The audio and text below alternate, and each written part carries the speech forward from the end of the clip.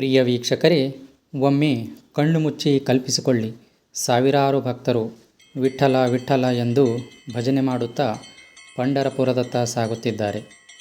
ಚಂದ್ರಭಾಗಾ ನದಿಯ ತೀರ, ಗಂಟೆಗಳ ನಾದ, ತುಳಸಿಯ ಪರಿಮಳ, ಭಕ್ತರ ಕಣ್ಣಲ್ಲಿ ಆನಂದದ ಕಣ್ಣೀರು. ಆ ದೇವಸ್ಥಾನದ ಗರ್ಭಗುಡಿಯಲ್ಲಿ ನಿಂತಿರುವ ದೇವರನ್ನು ನೋಡಿದಾಗ ಒಂದು ಪ್ರಶ್ನೆಯನ್ನು ಪ್ರತಿಯೊಬ್ಬ ಭಕ್ತನ ಮನಸ್ಸಿನಲ್ಲಿ ಮೂಡುತ್ತದೆ.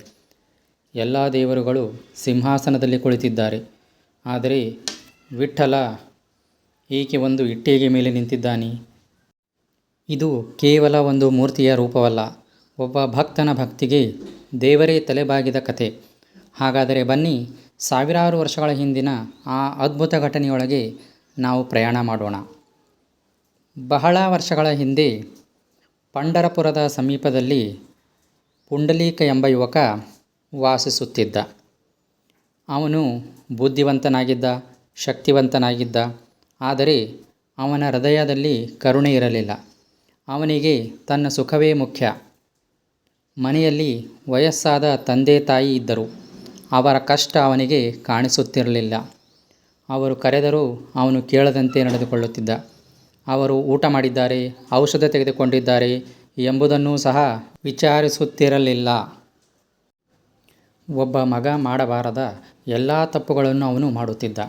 ಆದರೆ ಭಗವಂತನ ಯೋಜನೆ ಬೇರೆಯೇ ಆಗಿತ್ತು.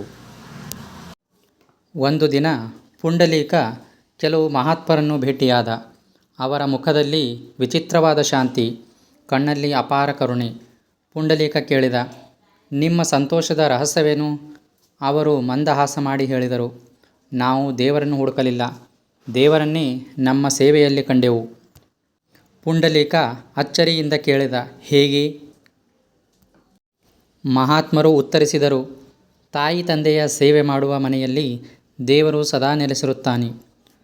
ಆ ಒಂದು ಮಾತು ಪುಂಡಲೀಕನ ಹೃದಯಕ್ಕೆ ಮಿಂಚಿನಂತೆ ಬಡಿದಿತು. ಅವನ ಕಣ್ಣ ಮುಂದೆ ತನ್ನ ತಂದೆ ತಾಯಿಯ ನೋವು ಮೂಡಿತು. ಅವನು ಪಶ್ಚಾತ್ತಾಪದಿಂದ ಅತ್ತ. ಆ ದಿನದಿಂದ ಅವನ ಜೀವನವೇ ಬದಲಾಯಿತು. ಇನ್ನು ಮುಂದೆ ಬೆಳಗ್ಗೆ ಎದ್ದ ತಕ್ಷಣ ಮೊದಲು ದೇವಾಲಯಕ್ಕೆ ಹೋಗಲಿಲ್ಲ. ಮೊದಲು ತಂದೆ ತಾಯಿಯ ಕಾಲಿಗೆ ನಮಸ್ಕಾರ ಮಾಡಿದ. ಅವರಿಗೆ ಸ್ನಾನ ಮಾಡಿಸಿದ, ಊಟ ಮಾಡಿಸಿದ, ಔಷಧ ಕೊಟ್ಟ. ರಾತ್ರಿ ಅವರ ಕಾಲು ಒತ್ತುತ್ತಾ, ನನ್ನ ದೇವರು ನೀವೇ ಎಂದು ಹೇಳುತ್ತಿದ್ದ. ಜನರು ಆಶ್ಚರ್ಯಪಟ್ಟರು.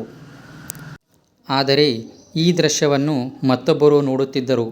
ಅವರು ಸ್ವತಃ ಶ್ರೀಕೃಷ್ಣ ಪರಮಾತ್ಮ.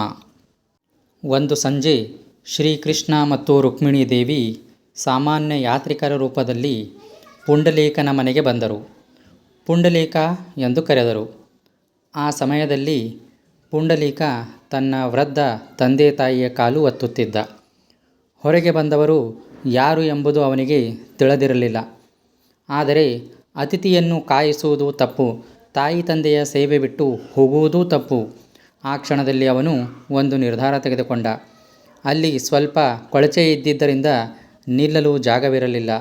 ಅವನ ಪಕ್ಕದಲ್ಲಿದ್ದ ಒಂದು ಇಟ್ಟಿಗೆಯನ್ನು ತೆಗೆದು ಹೊರಗೆ ಎಸೆದು, ಸ್ವಾಮಿ, ದಯವಿಟ್ಟು ಈ ಇಟ್ಟಿಗೆಯ ಮೇಲೆ ನಿಂತು ಸ್ವಲ್ಪ ಕಾಯಿರಿ. ನನ್ನ ತಂದೆ ತಾಯಿಯ ಸೇವೆ ಮುಗಿದ ಕೂಡಲೇ ಬರುತ್ತೇನೆ ಎಂದನು. ಕಲ್ಪನೆ ಮಾಡಿ, ಸೃಷ್ಟಿಯ ಅಧಿಪತಿ ದೇವಾದಿದೇವ ಶ್ರೀಹರಿ ಒಬ್ಬ ಭಕ್ತನ ಮಾತಿಗಾಗಿ ಒಂದು ಇಟ್ಟಿಗೆಯ ಮೇಲೆ ನಿಂತು ಕಾಯುತ್ತಿದ್ದಾನೆ. ಅವರು ಕೋಪಗೊಳ್ಳಲಿಲ್ಲ, ಅವಸರ ಮಾಡಲಿಲ್ಲ, ಏಕೆಂದರೆ ಪುಂಡಲೀಕ ದೇವರನ್ನು ನಿರ್ಲಕ್ಷಿಸಿರಲಿಲ್ಲ. ಅವನು ದೇವರನ್ನೇ ತನ್ನ ತಂದೆ ತಾಯಿಯ ಸೇವೆಯಲ್ಲಿ ಕಂಡಿದ್ದ. ಸ್ವಲ್ಪ ಸಮಯದ ನಂತರ ಪುಂಡಲೀಕ ಹೊರಗೆ ಬಂದು ಭಗವಂತನ ಪಾದಗಳಿಗೆ ಬಿದ್ದು ಅತ್ತ. ಪ್ರಭು ಕ್ಷಮಿಸಿ ಎಂದನು. ಶ್ರೀಹರಿ ನಗುತ್ತಾ ಹೇಳಿದರು, ಪುಂಡಲೀಕ, ನೀನು ನನ್ನನ್ನು ಕಾಯಿಸಲಿಲ್ಲ, ನೀನೇ ನನ್ನನ್ನು ಗೆದ್ದೆ.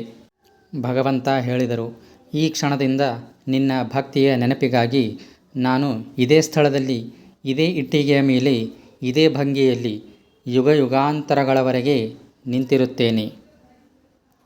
ಆ ದಿನದಿಂದ ಪಂಢರಪುರದಲ್ಲಿ ವಿಠ್ಠಲನು ಎರಡೂ ಕೈಗಳನ್ನು ಸೊಂಟದ ಮೇಲೆ ಇಟ್ಟು ಒಂದು ಇಟ್ಟಿಗೆಯ ಮೇಲೆ ನಿಂತಿರುವ ರೂಪದಲ್ಲಿ ಭಕ್ತರಿಗೆ ದರ್ಶನ ನೀಡುತ್ತಿದ್ದಾನೆ. ಆ ಇಟ್ಟಿಗೆ ಕೇವಲ ಒಂದು ಕಲ್ಲಲ್ಲ, ಅದು ಭಕ್ತಿಯ ಸಂಕೇತ, ತಂದೆ ತಾಯಿಯ ಸೇವೆಯ ಸಂಕೇತ, ದೇವರ ಪ್ರೀತಿಯ ಸಂಕೇತ. ಆ ಪಂಡರೀನಾಥನ ಕೃಪೆ ನಿಮ್ಮೆಲ್ಲರ ಮೇಲೆ ಸದಾ ಇರಲಿ ಎಂದು ಆಶಿಸುತ್ತಾ ಈ ಸಂಚಿಕೆಯನ್ನು ಮುಕ್ತಾಯಗೊಳಿಸುತ್ತಿದ್ದೇನೆ.